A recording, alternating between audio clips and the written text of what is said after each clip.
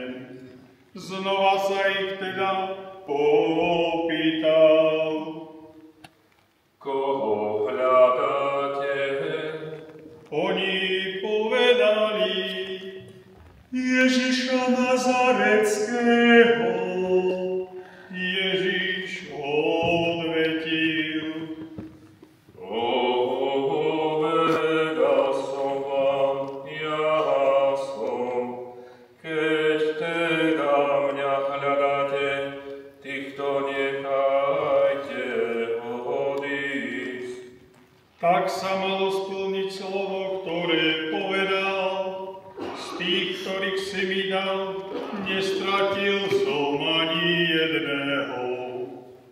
Šimon Peter mal meč, vytasil ho, zasiahol nive kňazovho sluhu a odťal mu pravé úcho.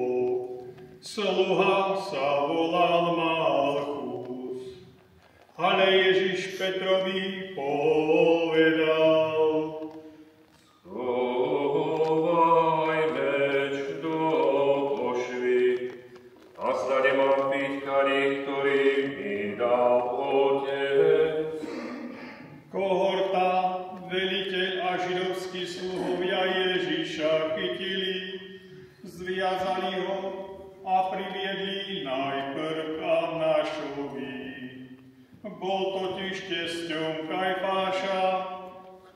bol veľkňazom toho roka. A bol to Kajfas, čo poradil Židom, je lepšie, ak zomrie jeden človek za ľud.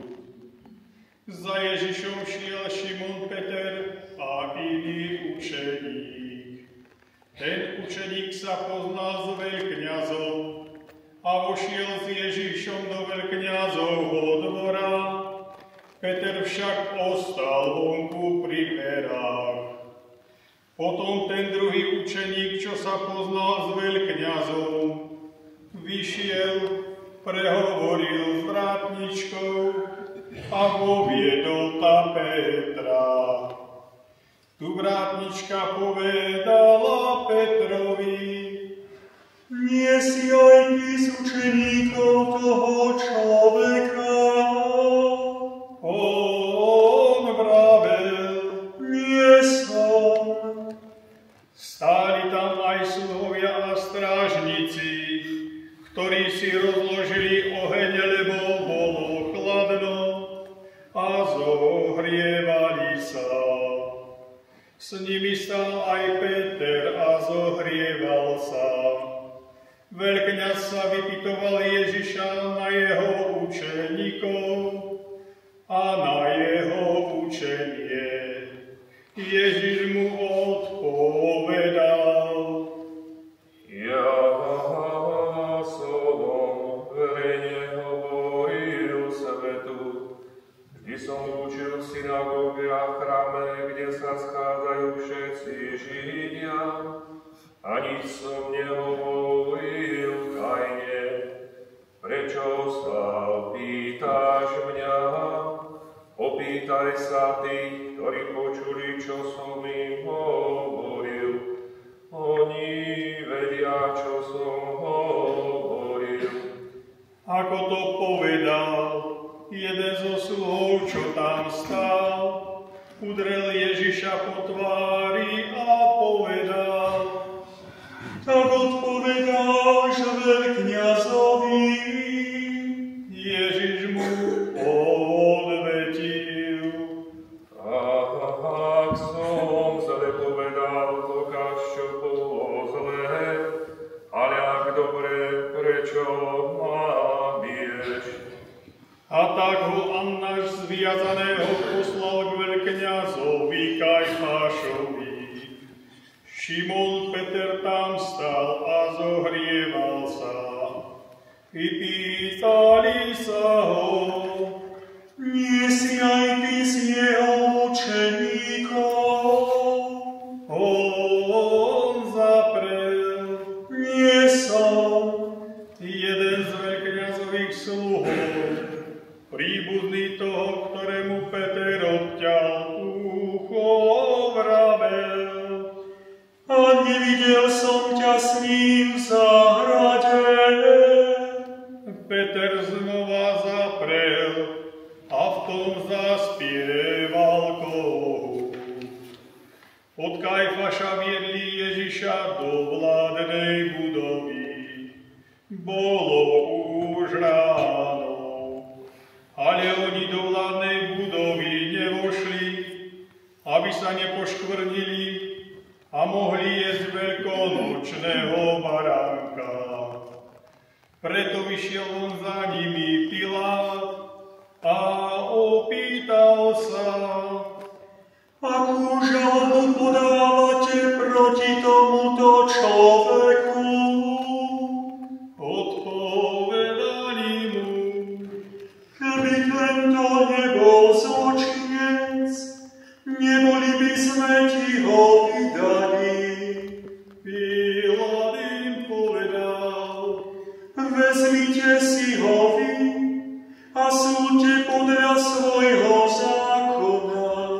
Židia mu odpovedali: my nesmieme nikoho usmrtiť. Tak sa malo splniť Ježišovo slovo, ktorým naznačil, akou smrťou zomrie. Pilát opäť vošiel do vládnej budovy. Predvolal si Ježiša a spýtal sa ho: židovský kráľ. Ježiš odpovedal: Hovoríš to sam od seba, alebo ti to iní povedali o mne? Pilát odvetil: Vari som ja Žid. Tvoj národ a veľkňazi mi ťa vydali. Čo si vykonal? Ježiš povedal: Moje kráľovstvo nie je z tohoto sveta. Keby moje kráľovstvo bolo z tohoto sveta, moji služobníci by sa bili, aby som nebol vydaný Židom. Lenže moje kráľovstvo nie je stadiaľto. Pilát mu povedal: Tak predsa si kráľ. Ježiš odpovedal: Hovorí, že som kráľ. Ja som sa na to narodil a na to som prišiel na svet, aby som vydal svedectvo o pravde. Každý, kto je z pravdy, počúva môj hlas. Pilát mu povedal: Čo je pravda? Ako to povedal, znova vyšiel k Židom a vravel im: Ja na ňom nenachádzam nejakú vinu. Je však u vás zvykom, že vám na Veľkú noc prepúšťam jedného väzňa. Chcete teda, aby som vám prepustil židovského kráľa? Oni znova kričali: Toho nie, ale Barabáša. A Barabáš bol zbojník. Vtedy Pilát Ježiša vzal a dal ho zbičovať. Vojaci uplietli strni a korunu, položili mu ju na hlavu a odeli ho do purpúrového plášťa. Prichádzali k nemu a hovorili: Buď pozdravený, židovský kráľ. A bili ho po tvári. Pilát znova vyšiel a povedal im: Pozrite, privádzam vám ho von, aby ste vedeli, že na ňom nejakú vinu nenachádzam. Ježiš vyšiel von s trňovou korunou a v purpúrovom plášti. Pilát im povedal: Hľa, človek. Len čo zazreli veľkňazi a ich sluhovia, kričali: Ukrižuj, ukrižuj ho. Pilát im povedal: Vezmite si ho a ukrižujte. Ja na ňom nenachádzam vinu. Židia mu povedali: My máme zákon a podľa zákona musí umrieť, lebo sa vydával za Božieho syna. Keď to Pilát počul, ešte väčšmi sa naľakal. Znova vošiel do vládnej budovy a spýtal sa Ježiša: Odkiaľ si? Ale Ježiš mu neodpovedal. Pilát sa ho spýtal: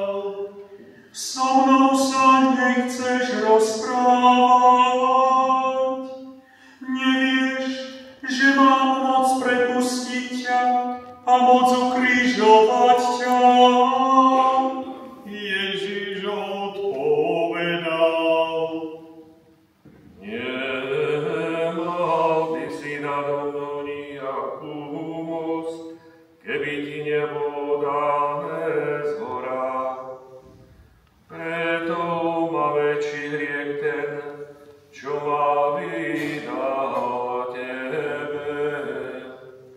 Od tej chvíle sa Pilát usiloval prepustiť ho, ale Židia kričali: Ak ho prepustíš, nie si priateľom cisára.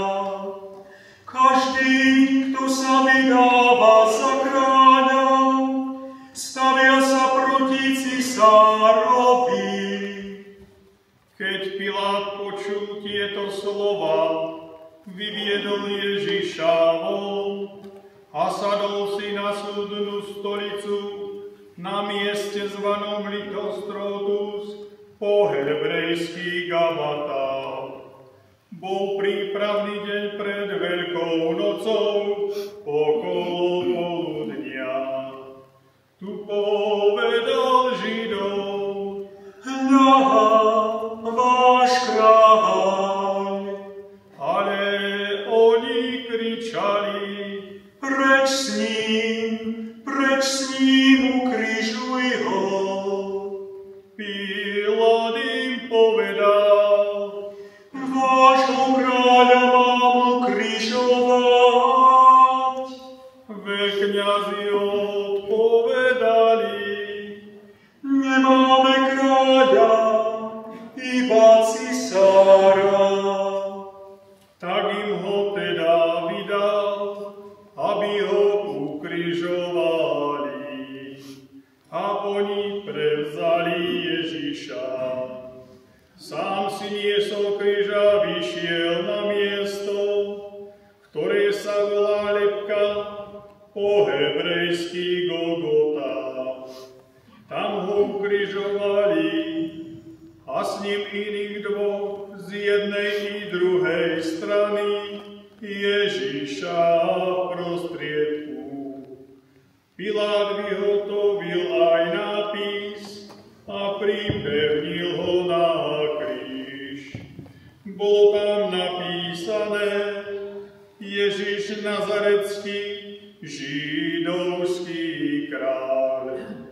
Tento nápis čítalo mnoho Židov, lebo miesto, kde Ježiša ukrižovali, bolo blízko mesta a bol napísaný po hebrejsky, latinsky a grécky. Židovskí veľkňazi povedali Pilátovi: Nepíš židovský kráľ, ale on povedal: Som židovský kráľ. Pilát odpovedal: Čo som napísal, to som napísal. Keď vojaci Ježiša ukrižovali, vzali jeho šaty a rozdelili ich na 4 časti, pre každého vojaka jednu. Vzali aj spodný odev. Ale tento odev bol nezošívaný, od hora v celku utkaný. Preto si medzi sebou povedali: Netrhajme ho, ale osujme oň, čí bude. Aby sa splnilo písmo, rozdelili si moje šaty a o môj odev hodili os. A vojaci to tak urobili. Pri Ježišovom kríži stála jeho matka, sestra jeho matky Mária Kleopásova a Mária Magdaléna. Keď Ježiš uzrel matku a pri nej učeníka, ktorého miloval, povedal matke: Žena, hľa tvoj syn. Potom povedal učeníkovi: Hľa tvoja matka. A od tej hodiny si ju učeník vzal k sebe. Potom Ježiš, vo vedomí, že už je všetko dokonané, povedal, aby sa splnilo písmo. Žij s ním. Bola tam nádoba plná octu. Nastopili teda na izop špongiu naplnenú octom a podali mu ju k ústám. Keď Ježiš okúsil ocot, povedal: Je dokonané.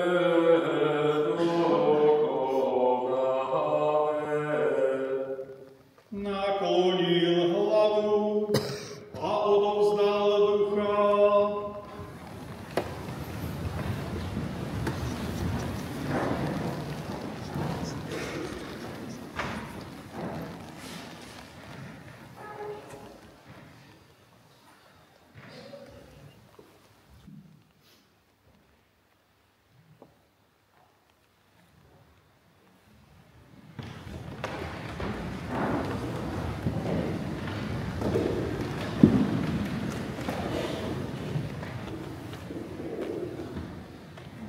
Keďže bol prípravný deň, Židia požiadali Piláta, aby ukrižovaným polámali nohy a sňali ich, aby nezostali tela na kríži cez sobotu, lebo v tú sobotu bol veľký sviatok.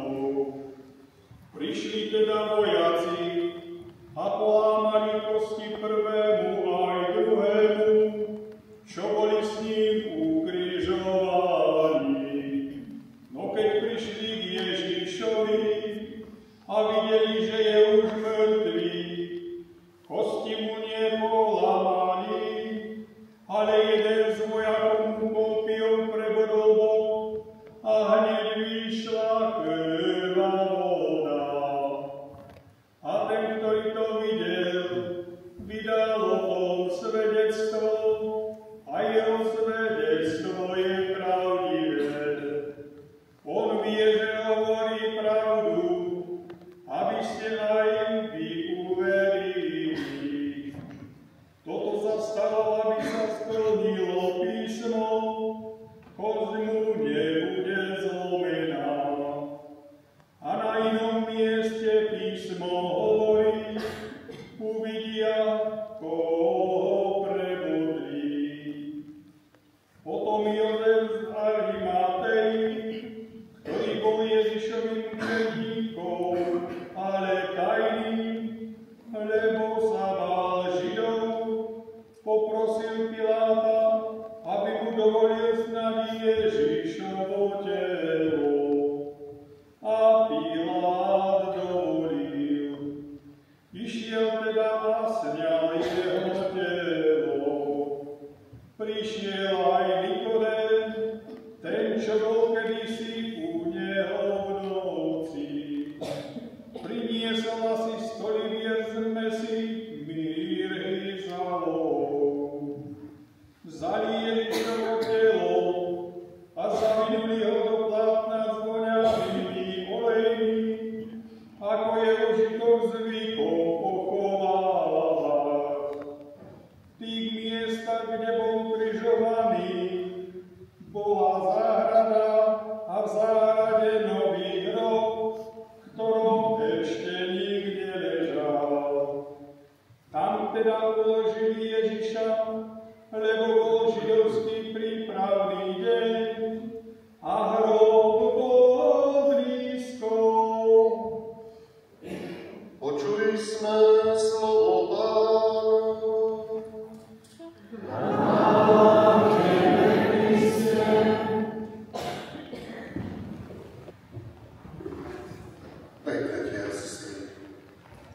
Slavíme piatok utrpenia Pána, útoku nazývaný Veľký piatok. A práve dnes nám do pozornosti prichádza kríž. Kríž Ježiša Krista je jednoducho skonštruovaný, kde sa dve ramená prekrížia a slúži ako prostriedok mučenia človeka. Keby sa takýto neutrálny pozorovateľ pozrel na kríž musel by sa zhrozenie pozastaviť. Človek vymyslel takýto kríž, na ktorom boli mučení ľudia a hanobení tí, ktorí na ňom niekoľko hodín trpeli a zomreli, pretože prešli tým najbolestnejším spôsobom smrti. Takto zomrel aj Ježiš Kristus. Ale my, kresťania, nepozeráme na kríž iba ako na niečo, čo bolo vyrobené človekom a spôsobuje hanbu. Chceme pozerať na kríž ako na prostriedok nádeje, ako prostriedok, skrze ktorý nás Ježiš Kristus zmieril s Otcom, ako prostriedok nádeje na večný život. Kríž, ktorý nám dnes prichádza zvlášť do pozornosti. Niektorí vedci študovali, akým spôsobom alebo na akú diagnózu zomrel Ježiš. A zistili, že Pán Ježiš zomrel pravdepodobne na udusenie, pretože keď človek visí na kríži ako Ježiš, aj keď je už vyčerpaný, nemôže sa opierať nohami a nadýchnúť sa. Keď visí len na rukách, jeho pľúca sú tak stlačené, že nemôže dýchať a postupne sa udusí. Dokazuje to aj Evanjelium, kde môžeme počuť, že Židia žiadali Piláta, aby ukrižovaní polámali nohy. Keď im zlomili nohy, už sa nemohli oprieť, nadýchnúť sa a v pár sekundách zomreli udusení. Kríž tak zobral Ježišovi dých, zobral mu kyslík. Je to aj symbolom toho, že Ježiš Kristus pre nás trpel. Trpel tak, že mu kríž zobral dých života. Na druhej strane ten dých života kríž vracia. Dokonca aj v knihe Genesis na počiatku máme napísané, že keď Pán Boh utvoril z hliny zeme človeka, vdýchol do jeho nozdier dých života.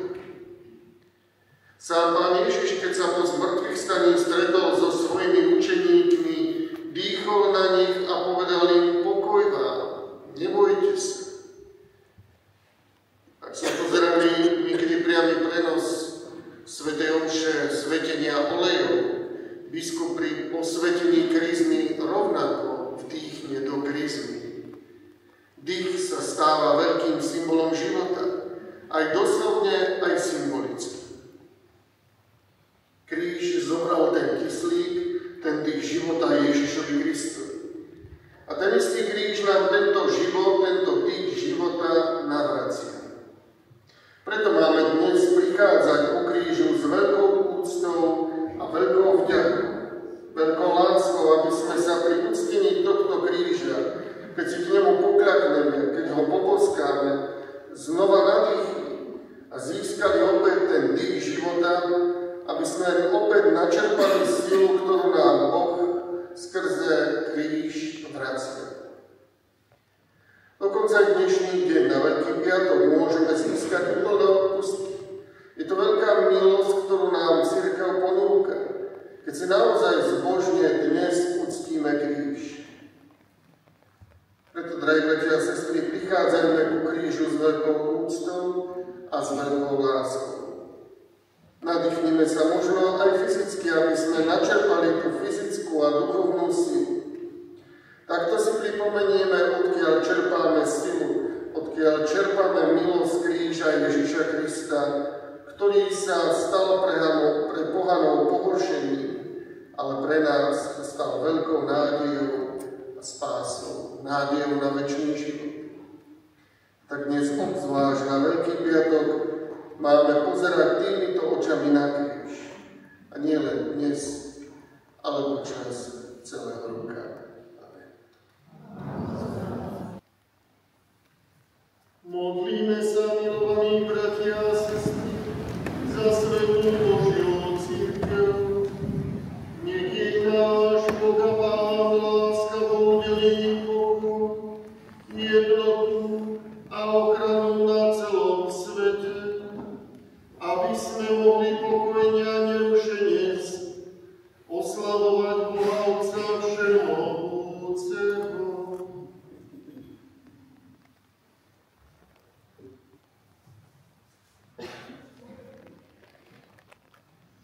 Všemohúci a večný Bože, Ty si v Kristovi zjavil svoju slávu všetkým národom. Ochrani dielo svojho milosrdenstva, aby Tvoja cirkev rozšírená po celom svete vytrvala v pevnej viere a neohrozene ťa vyznávala skrze Krista nášho Pána. Modlíme sa za nášho svätého otca pápeža Františka, ktorého si náš Boh a Pán vyvolil spomedzi biskupov. Nech ochráni a zachová pre svoju cirkev, aby mohol spravovať svätý ľud Boží.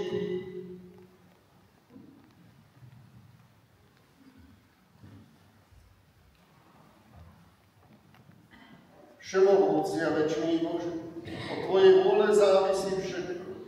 Láskavo vypočuj naše prosby a ochraňuj nášho najvyššieho pastiera, aby kresťanský ľud, ktorému Ty vládneš, pod jeho vedením rástol vo viere.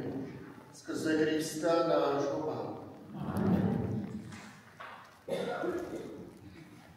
Modlíme sa za nášho biskupa Františka, za všetkých biskupov, kňazov a diakonov svätej cirkvi i za všetok veriaci ľud.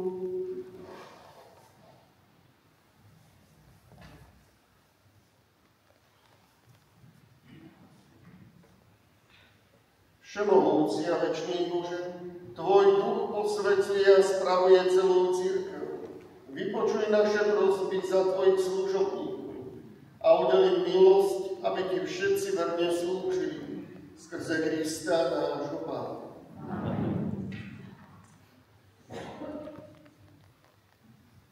Modlíme sa za katechumenov, nech náš Boh a Pán pripraví ich srdcia a otvorí im bránu svojho milosrdenstva, aby v pramení znovu zrodenia dosiahli odpustenie hriechov a nový život v Ježišovi Kristovi, našom Pánovi.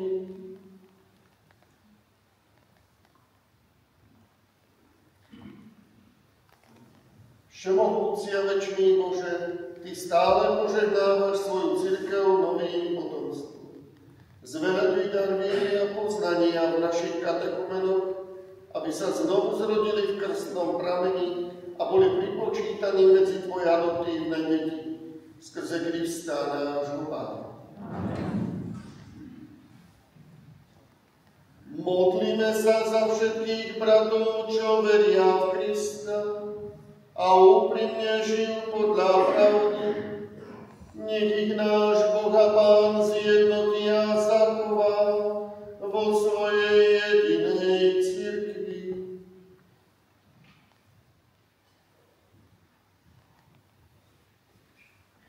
Všemohúci a večný Bože, Ty zjednocuješ rozdelených a zjednotených zachovávaš vo svornosti.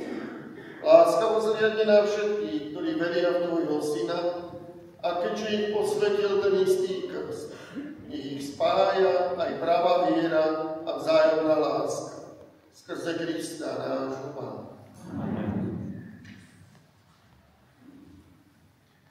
Modlíme sa aj za synov židovského národa, lebo oni boli prví, ku ktorým Pán prehovoril. Nech vzrastajú v láske k Bohu a vo vernosti Jeho zákonu.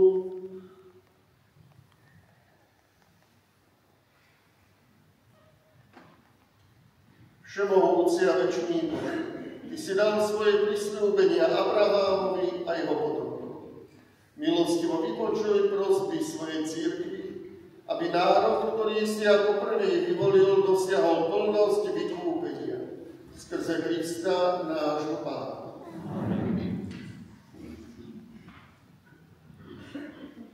Modlíme sa za tých, čo neveria v Krista, aby ich Duch Svätý osvietil a priviedol na cestu spásy.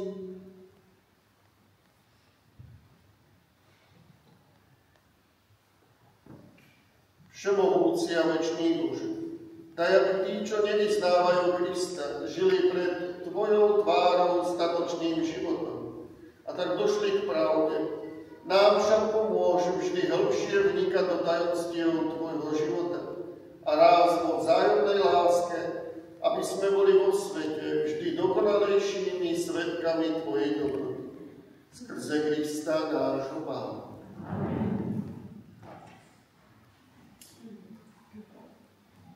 Modlíme sa za tých, čo nepoznajú Boha, aby úprimne žili podľa svedomia a tak došli k pravému Bohu.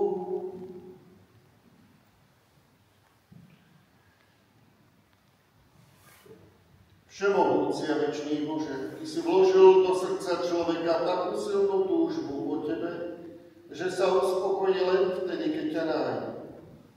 Prosíme ťa, daj, nech všetci pocítia prejavy Tvojej lásky a povzbudia sa na príkladnom živote Tvojich veriacich, aby napriek všetkým prekážkam a ťažkostiam uznali, že Ty jediný si pravý Boh a Otec všetkých ľudí, skrze Krista, nášho Pána.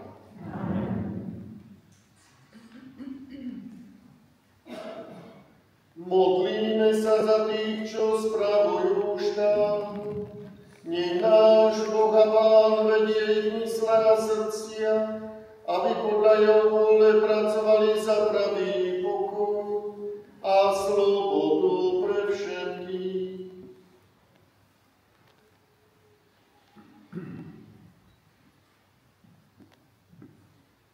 Všemohúci a večný Bože, v Tvojich rukách sú ľudské srdcia i práva národov.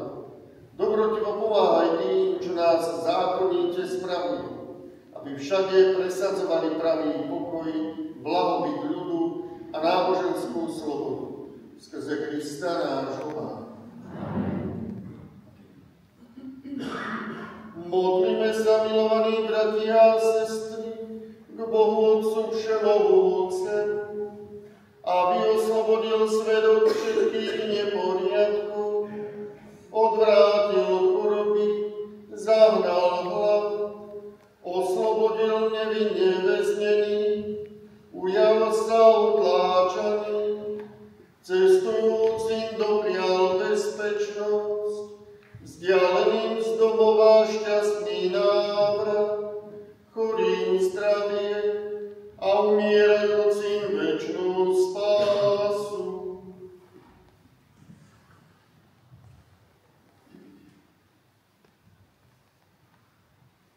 Všemohúci a večný Bože, útecha zarmútených a posila trpiacich. Vypočuj prosby tých, čo ťa vzývajú vo svojich súženiach a poteší v každej núdzi svojou láskavou pomocou. Skrze Krista, nášho Pána.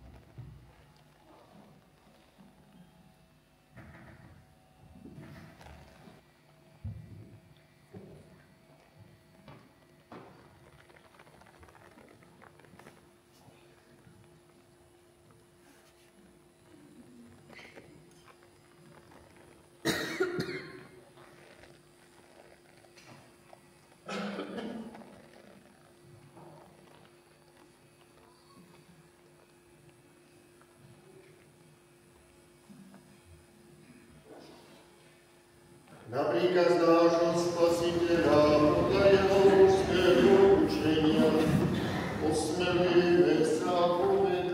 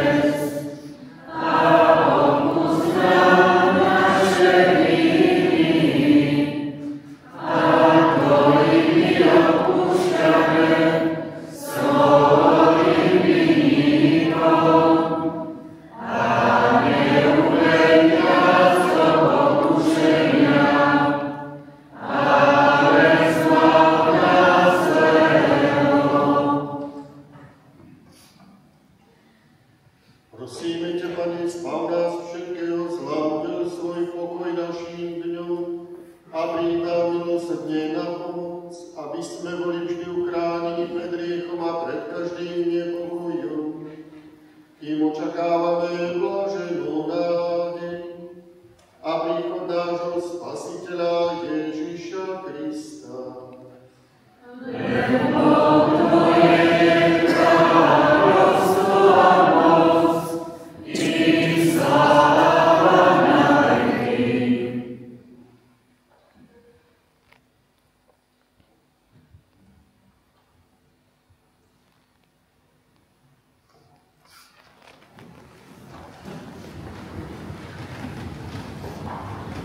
Na pravdu Boží, ktorý sníma hviezdy sveta, blažení tí, čo sú pozvaní na hostin parád.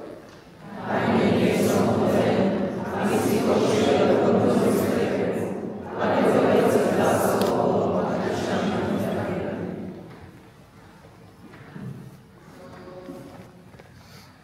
Všemohúci a večný Bože, Ty si nám smrťou a zmrtvých staním Ježiša Krista daroval nový život.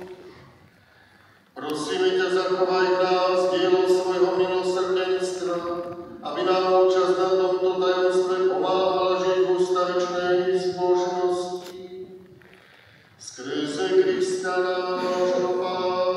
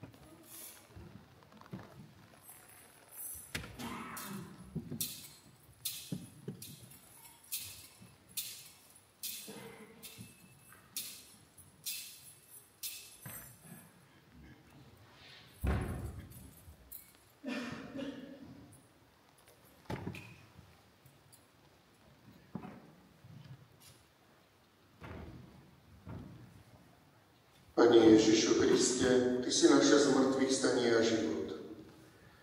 Pomôž nám povstať z hrobu hriechov, príď k nám a naplň nás duchovnou silou. Upevni našu vieru, nádej a lásku a daj, aby sme so všetkými svätými mohli pochopiť, aká veľká je Tvoja láska. Tak veľmi si nás miloval, že si za nás umrel na kríži, aby nikto, verí v Teba, nezahynul, ale mal večný život. Ty žiješ a kráľuješ na veky vekov.